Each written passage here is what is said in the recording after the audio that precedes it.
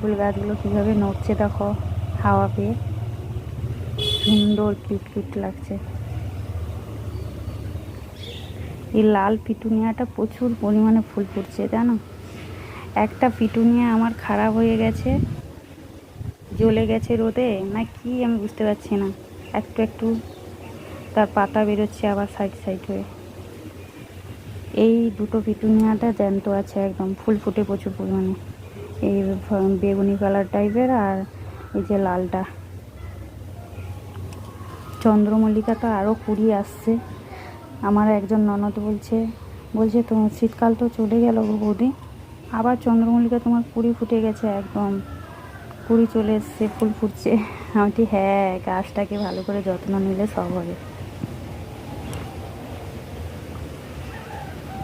এই পিটুনিয়াটাও বেঁচে আছে, ফুল দেয়। তো আজকে ফুলটা কম দিয়েছে, না কম নয়, তবুও আছে 4-5টা 6টা মতো। এই আবির কালারের, এখন যে আবির কালারের পিটুনিয়াটা যে ফুল ফুটছে, তো আগে এরকম কালার হতো না। এখন দেখো পাপড়িগুলো কেমন কুচকানো কুচকানো মতো হয়ে গেছে, আর খুব সুন্দর লাগছে এই আবির কালারের।